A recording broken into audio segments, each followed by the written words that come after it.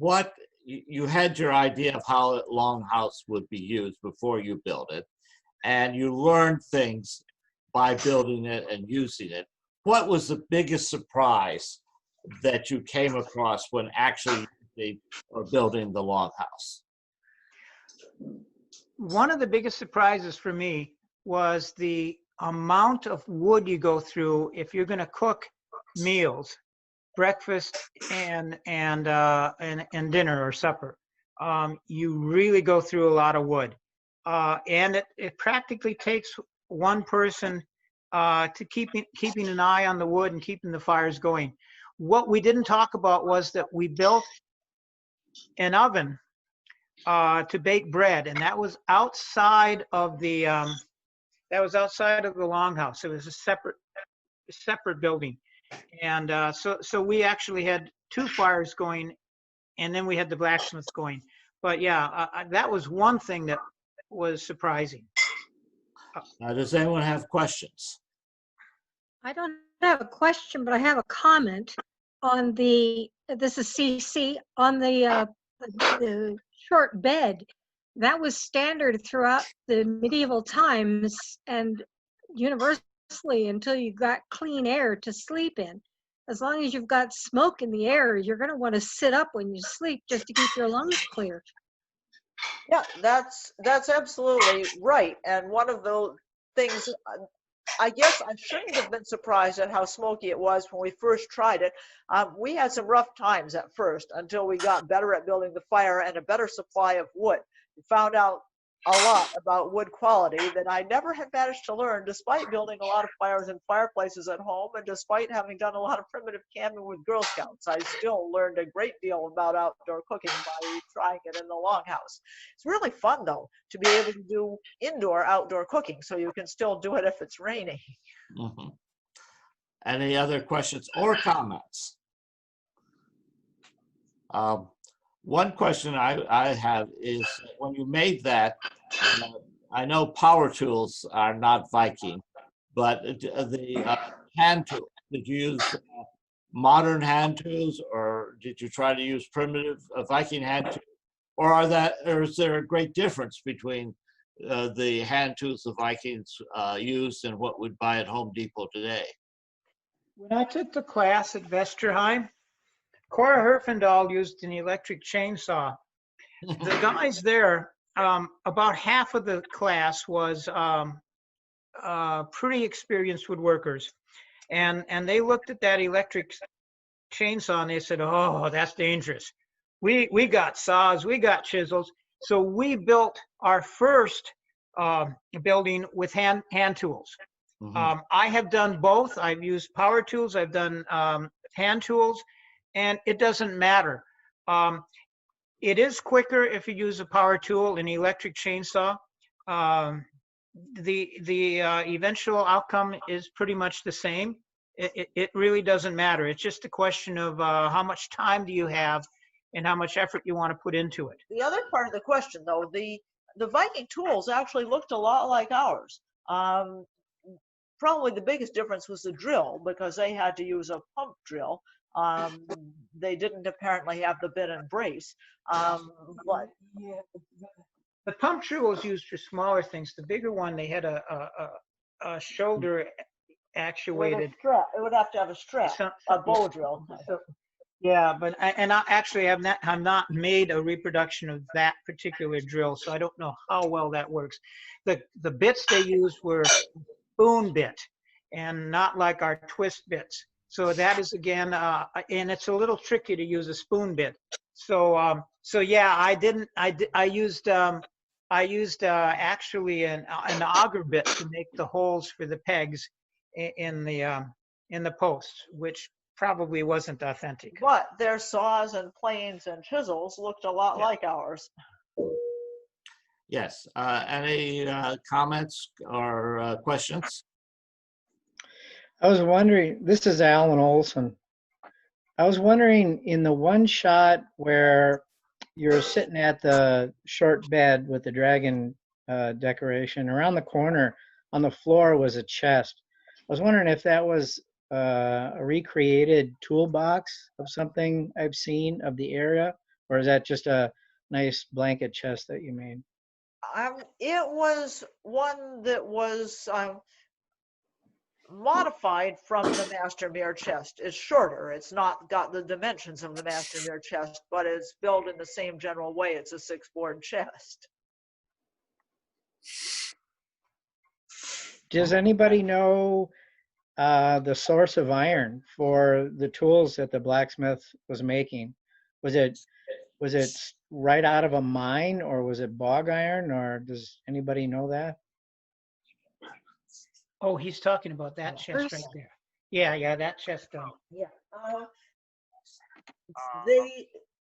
They did smelt bog iron. You should be. They didn't exactly mine. Their mining was not a big thing with the Vikings, but they were big traders, and they may have also had access to iron from people who did mine. Interestingly, if you go to Lonzo Meadows to see Lava Ericsson's camp, one of the areas the archaeologists are interested in was determining whether they did any making of iron from bog iron. One of the buildings was actually a blacksmith's building, and when we were there, an archaeologist was working on a section of the camp, and they had found some waste from the smelting process, but she thought it was several hundred years later than the Viking Age, so then they kind of lost interest. But yeah, they did make iron from bog iron. What exactly is Yeah. bog iron? Probably wouldn't have had anything else. Yeah. We've got a blacksmith online here with me. Oh, good. Wait a minute, I don't know why I can't hear him. Okay, they use bog iron extensively.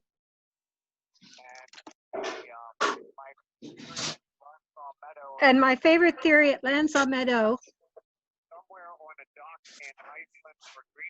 Hold on, Bruce, give me phrases. Somewhere on a dock in what was it? Iceland or Greenland. Somebody left a bucket full of ship rivets. So when they needed repairs, they had to start from scratch. Just a theory, he says. Yeah. But they use bog iron.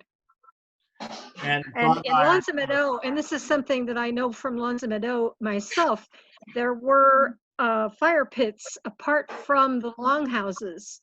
You can see them a distance away from the the longhouses. There are 3 fire pits that were specifically for the blacksmiths that ran up to a much higher temperature than the cooking fires. So, and that's one of the reasons we also know that the Vikings were there, was because we found the bog iron being worked there.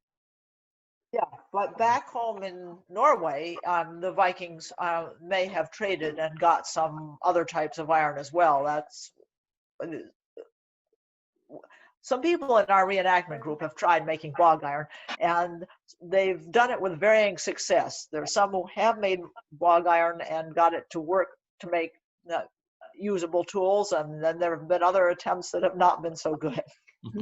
He said it makes good ship rivets and not good swords. Yeah.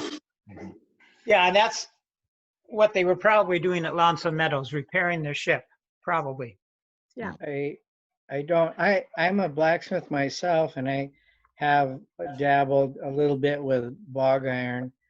But just the thought of it gives me the heebie-jeebies, the amount of fuel that it would take and the amount of digging up of bog and try and extract tiny amounts of iron out of it.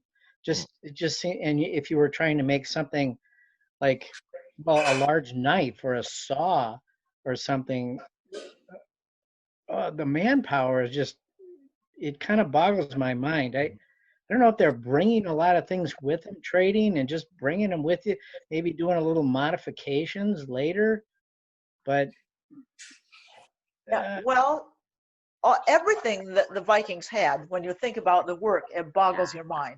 If you think about trying to build a longship, not only do you need the rivets, you need the wood, which they were very short of in some places like Iceland and Greenland. You also need the sail. And there have been calculations done indicating that it literally would take a village to be able to raise enough sheep or flax, spin enough fiber, and weave enough to make a sail for one ship. Yeah, we've been working on that as well for our ship. We have a 42-foot long right now, and we've gone through a 26-foot and a 32-foot in the last 30, 40 years of reenactment. That's We went- the Longship Company, isn't it? We Yeah. went to the Viking Ship Museum at Roskilde and watched the woman who was weaving on a sail for a Viking ship on the warp-weighted loom. And when she realized I was staring at it with more than average interest, she started to talk to me. And she spoke enough English that we were able to understand one another. And she told me that she, on the warp-weighted loom, could weave about half a meter if she worked all day. And this is half a meter of a width that would still need many, many lengths sewn together to make the actual sail. And she didn't introduce herself and didn't wear a name tag because she was in Viking garb. And when I looked her up when I got home, I realized it was Anna Ostergaard, who is probably the best warp-weighted loom weaver in the world. So that's pretty high standard, yes. Yeah. You know, I I don't feel got to so talk bad about now. I got to talk about the smelting a little bit. At Borg, if you go down to the you go down the road to a lake, and they have a Viking boat there. But off to the side, there is a blacksmith shop, and then off a little bit to the side, there's a grin building. Underneath that, they reconstructed a smelting furnace, and the archaeologists got the furnace up and running and made some iron, and they wrote a paper about it. I was interested in it because they also constructed the grin building over it, and so it was really fascinating to have seen the paper where they talk about the building, how they made it and what the joints are like, and then to actually see that building, and it was all there to protect the smelting furnace, and that was really fascinating.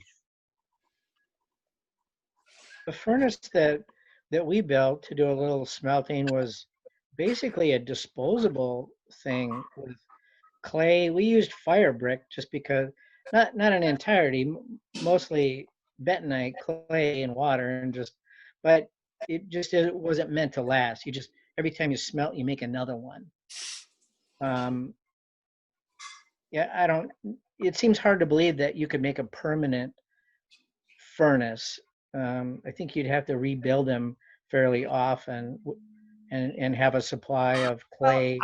I don't think this was permanent. I think they used it once, and that was it.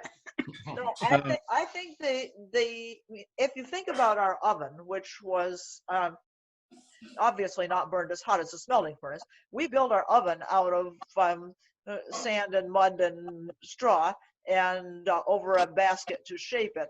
And we expected that it would last for a season or two.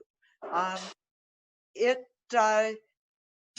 was still used this past last year at UW Green Bay. We were actually even able to move it, surprisingly, considering its weight.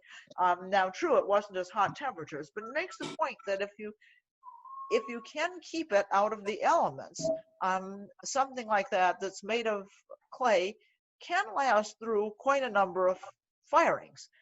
Not forever. Same thing with the wattle and daub. I mean, there are wattle and daub buildings all over England, which has a damp climate too. And my thought is that they were constantly working on them. And similarly with the sod, everybody knows that sod buildings have to be rebuilt from time to time. But we're thinking about a culture where everybody spent all their time on necessary work. There was no such thing as going away from your home to your job. You work around your home unless you're a trader and you're off trading, and then your wife supervises the thralls who are working around your home. Mhm. Want to I, give So- them the old line, the secret of Viking navigation was they didn't have to be at work Monday morning. Well, they did cross, you know, fairly quickly. They actually, Leif Erikson probably made it to the New World much more quickly than most of you who have immigrant ancestors, than most of your ancestors did. I mean, My they ancestors took 6 weeks, so that was, yeah. yeah, and we really think that the Vikings could do it in less than 2 weeks. Now, when you read, I know you guys read the sagas. Do you notice things that you might not have noticed before you built your own house? You know, we actually, I don't know what to say. I haven't found anything that I would change from the way we did it. Mhm. And so, yeah, we spent numerous trips checking things out.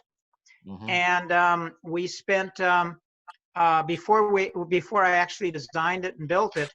And then after we built it, we've gone back and seen Vossness and Borg and Greenland. And again, I wouldn't have changed anything. So no, not right now. There's nothing that I really wanted to change. I was more like, did you get more insight in reading it? Not that you would have changed something, but things make more sense. Yeah, I think we did, not only from building it, but from traveling around and seeing the places where the sagas actually happened. But yeah, I mean, just as one very simple example, there are stories in the sagas about eye doctors who came traveling around and people flocking to see them.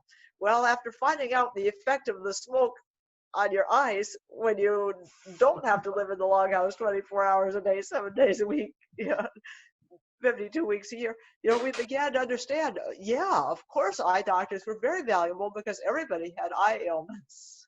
From all the smoke, yeah, interesting. Any other comments or questions? Yeah. Well, I think that's a great presentation.